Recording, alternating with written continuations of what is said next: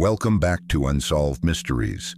Tonight, we investigate the only unsolved case of air piracy in American history, a riddle that captivated the world and redefined daring crime, the mystery of D.B. Cooper.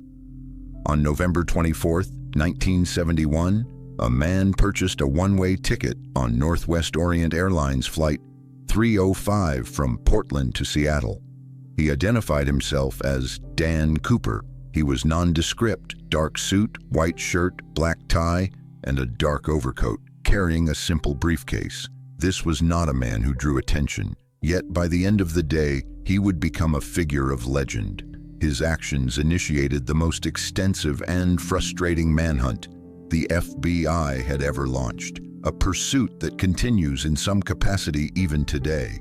The year 1971 was a pivotal moment in American history, an era of deep social change and widespread mistrust in authority. Air travel, however, remained an almost sacred space, a realm of safety and sophistication. Pilots were heroes, and the concept of air piracy, while not unknown, was typically a desperate political act, not a heist. Cooper shattered this illusion with ruthless efficiency, carrying out a crime that felt more like fiction than reality. He boarded the short 30-minute flight, taking his seat in the rear, 18C, a position meticulously chosen for maximum proximity to the rear air stairs. He was an anonymous man in an era that prized conformity. His calm demeanor was, perhaps, the most unsettling detail. Dan Cooper was calm, cool, and highly focused. Shortly after takeoff, he slipped a note to Florence Schaffner, a flight attendant. Schaffner initially ignored it, assuming it was a flirtatious message from a businessman. Cooper leaned forward and said calmly, "Miss, you'd better look at that note. I have a bomb." The note, written in neat script, made three simple demands: $200,000 in unmarked $20 bills, 4 parachutes, and a fuel truck ready upon landing in Seattle. Schaffner, now visibly shaken, delivered the note to the cockpit. Captain William Scott, along with First Officer Bob Ratazak and Flight Engineer H.E. Anderson, immediately contacted the Federal Aviation Administration, FAA, and the FBI. The decision to comply was swift. The primary concern was the safety of the passengers and crew. While the plane circled Puget Sound for over 2 hours to allow authorities time to gather the ransom, Cooper remained in his seat, utterly composed. He requested bourbon and soda, and when Schaffner returned with his drink, he insisted on paying the small charge, even offering a tip. This bizarre display of politeness, a common feature in psychological profiles later developed by the FBI, suggested a man operating under extreme control, almost performing a role. The meticulous detail of the ransom demands suggested advanced planning. Cooper did not want bank-stamped sequential bills, which would have made them easy to trace. He demanded $20 bills specifically, which are heavier and less common in bank reserves, making the collection a logistical challenge for the FBI. The total weight of the cash came to 21 pounds. He also specified 2 main parachutes and 2 reserve parachutes, a detail that was key. Crucially, the FBI delivered 4 used parachutes, including 2 that were reserves and were sewn shut for training, a subtle attempt by authorities to sabotage his escape, which Cooper would later foil. As the plane circled Seattle, the negotiation for the parachutes and the cash began. Cooper was precise, demanding military-grade parachutes and cash that was not sequential, making it untraceable. He showed the flight attendant the contents of his briefcase, 8 red cylinders attached to wires, strongly suggesting a powerful explosive. The visual confirmation of the bomb was critical in maintaining crew compliance. The passengers were told the flight was delayed due to mechanical issues. Once the cash, 20 pounds of it, and the parachutes were delivered to the plane via the forward air stairs, Cooper allowed all 36 passengers and 2 flight attendants to disembark. He retained only Captain Scott, First Officer Ratazak, Flight Engineer Anderson, and Flight Attendant Tina McCoy. Cooper's final instructions were even more technical, indicating a deep, practical understanding of aviation and the specific Boeing 727-100 model. The minimum speed, the low altitude below 10,000 feet, the wing flaps at precisely 15 degrees. All of this was calculated to create maximum drag and minimal wind resistance, maximizing his chances of survival upon bailing out. He knew the limits of the aircraft better than the crew expected. The demand for an unpressurized cabin was also crucial. Had the cabin been pressurized, the explosive force of the opening air stairs could have caused catastrophic damage to the aircraft. Cooper's actions were not reckless. They were calculated and highly specific. 2 F-106 fighter jets were scrambled to shadow the Boeing 727, maintaining a discreet distance. The flight path took them south toward Reno, Nevada. The F-106 pilots, under strict orders, had difficulty keeping visual contact due to the severe weather, torrential rain, and thick cloud cover that night. They saw only brief glimpses of the 727's navigation lights. Cooper ordered the flight attendant, Tina McCoy, to demonstrate how to use the parachutes. He immediately rejected one of the reserve chutes, the one the FBI had sewn shut, an indication that he was either an experienced skydiver or had sufficient technical knowledge to spot the sabotage. He took 2 parachutes, keeping the other 2, one main, one reserve, for himself, ensuring that the remaining crew could not jump. This detail cemented his control. His escape was guaranteed. The crew's was not. At around 8 p.m., Cooper instructed McCoy to return to the cockpit and stay there. He then tied the bag of cash to his waist. He secured one of the FBI-provided parachutes to his back, but it was noted he tied the cash to himself with an almost professional knot. As the plane flew over a densely forested, mountainous region of southwestern Washington state, Cooper activated the aircraft's rear air stair control. The famous air stair door, unique to the Boeing 727, began to lower into the slipstream. The violent rush of air and the change in pitch startled the crew in the cockpit, who had no communication with the rear of the plane. Despite the severe weather and darkness, Cooper jumped out of the plane, disappearing into the cold night sky. The jump occurred somewhere over the rugged, heavily wooded terrain near Ariel, Washington, leaving the FBI scrambling to pinpoint his location.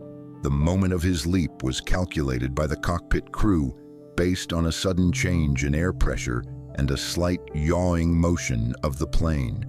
This pinpointing effort, however, proved unreliable due to the turbulence and the darkness. The FBI immediately launched Operation Norjak, one of the most exhaustive searches in history. The operation quickly became a logistical nightmare. The suspected drop zone was a 30-square-mile area around the town of Ariel, a wilderness notorious for its unforgiving terrain, dense forests of Douglas fir, and frigid, fast-moving rivers like the Lewis River.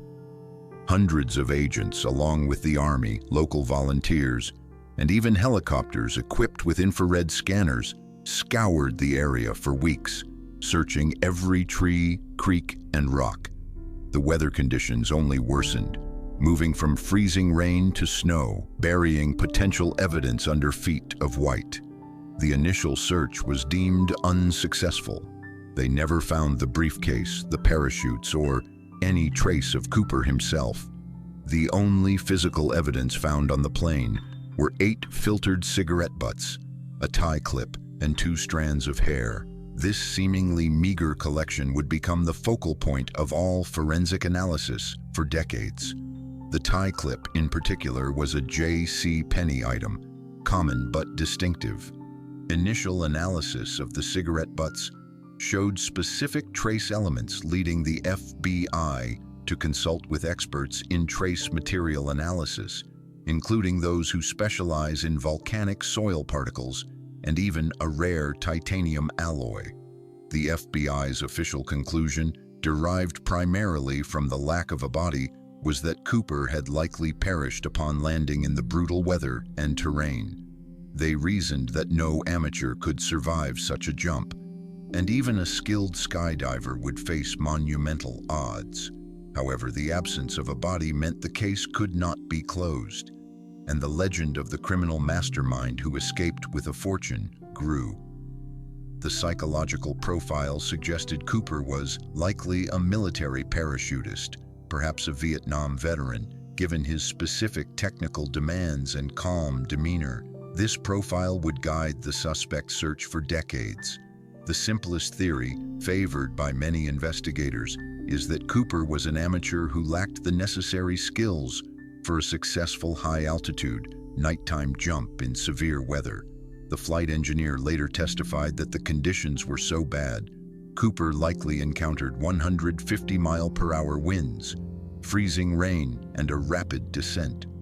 The theory posits that the heavy bag of cash strapped to his waist would have thrown his body off balance upon exiting the plane, causing him to crash into the thick forest canopy at lethal speed. A landing in a tree canopy at that speed, coupled with the weight of the ransom money, would have guaranteed a lethal outcome. Furthermore, the area was notoriously isolated and cold. Even if he survived the initial impact, exposure and hypothermia would have quickly claimed his life within hours. The terrain would have then hidden his body and the evidence indefinitely, explaining why the initial search failed. This grim scenario, while anticlimactic, is supported by the physical facts of the jump conditions. However, the case shifted dramatically and inexplicably 9 years after the jump. In 1980, an 8-year-old boy named Brian Ingram, vacationing with his family, discovered $5,800 of the original ransom money buried in a sandbank along the Columbia River near Vancouver, Washington, roughly 20 miles away from the initial drop zone. The money, totaling 290 $20 bills, was heavily decayed, bundled with rubber bands that had mostly rotted away, and clearly identified by its serial numbers as part of the ransom. The fact that the money was found neatly tied yet heavily eroded posed a deep question. Had Cooper buried it, or had nature claimed it? This discovery dramatically shifted the search focus. Geologists and hydrologists were brought in to model the river dynamics. The prevailing theory from the study, known as the Tina Bar analysis, suggested that the money was not buried by Cooper but deposited by severe flooding. Hydrologists theorized that the money was swept from the original drop zone, perhaps snagged on a bank upstream, and then washed downriver by a catastrophic flood event in the winter of 1974. The money's decayed condition was consistent with it having been submerged in river water for years. The discovery provided irrefutable proof that the crime was real and that the ransom was still in play, but it offered no new clues about Cooper himself, leading to a decade-long renewed search based on hydrological theories rather than physical evidence. The $194,200 of remaining cash became a potent ghost in the wilderness. The FBI investigated over 1,000 credible suspects in the years following the hijacking. The search was relentless, detailed, and ultimately fruitless, leading to a long list of candidates who matched elements of the profile but were all eventually ruled out. One of the most compelling was Richard Floyd McCoy. McCoy was a decorated Vietnam veteran and an experienced skydiver who executed a remarkably similar hijacking just 4 months after Cooper's jump, parachuting from a plane with a ransom. He was the prime suspect for years due to the perfect match in modus operandi. However, McCoy had a confirmed alibi for Thanksgiving 1971, placing him hundreds of miles away. Furthermore, forensic evidence from McCoy did not match the tie clip found on the plane. McCoy was eventually arrested for his own crime, escaped prison, and was later killed in a shootout with FBI agents, forever cementing his place in the folklore but ultimately ruling him out as Cooper. Another intriguing suspect was Kenneth Christiansen, a former Northwest Airlines employee from Seattle. Christiansen was suggested due to his intimate knowledge of the airline's systems, specifically the mechanics of the 727's rear stairs. He also had a general physical resemblance to the description. Crucially, Christiansen was known to drink bourbon, smoked, and lived a few miles from the suspected drop zone. However, the FBI found no direct evidence linking him to the crime. His family only came forward with the story after his death in 1994, making an alibi check impossible, and DNA analysis from the cigarette butts was inconclusive regarding Christiansen. Then there was Dwayne Weber, a man who confessed to the crime on his deathbed in 1995. His wife reported that he whispered, "I am Dan Cooper," before passing. Weber claimed to have severe memory loss from a head injury, but recalled details of the flight. For a time, he was the leading suspect. Unfortunately for the case, after his body was exhumed, DNA analysis performed on the tie clip and cigarette butts proved that Weber was not D.B. Cooper. The most recent controversial theory centered on L.D. Cooper, identified by a family member whose military background and obsession with the crime seemed to match the profile. L.D. Cooper served in the Army Air Corps during World War II and was reportedly fascinated by a French comic book hero named Dan Cooper, the name the hijacker used. He was also a heavy smoker and had a severe knee injury that could explain any physical limitations after the jump. This lead generated immense public interest but was ultimately dismissed due to lack of conclusive forensic evidence. Each new suspect has led the FBI down a complex path, yet all have ultimately resulted in an inconclusive end, cementing the FBI's failure to definitively identify their target. The tie clip, the cigarette butts, the hair strands, the very evidence intended to solve the crime, have only created more frustrating contradictions. The FBI officially suspended active investigation in 2016, acknowledging the sheer impossibility of generating a new lead. D.B. Cooper remains the ultimate anti-hero, the only man to successfully execute air piracy and vanish without a trace. The confirmed body count is 0. The criminal was never identified, and the bulk of the ransom remains missing. The case forced massive changes in airport security and aircraft design. The implementation of the Cooper vane, a device preventing the rear air stairs from opening mid-flight. His legend has inspired countless books, movies, and songs, cementing his place in American folklore as the perfect non-violent criminal. The cultural impact of Cooper is immense. He became a symbol of rebellion against corporate power, a phantom who beat the system and escaped the vast machinery of government. The crime's sheer audacity captured a nation that was hungry for anti-heroes. The enduring mystery, fueled by the $194,200 of missing cash and the anonymity of the perpetrator, forever asks the same cold question: did he survive, or did the vast, unforgiving wilderness claim its silent victory? The truth remains shrouded in the icy, high-altitude winds of that Washington night, a riddle that closed the door on an era of easy air travel and opened a new chapter in American crime mythology.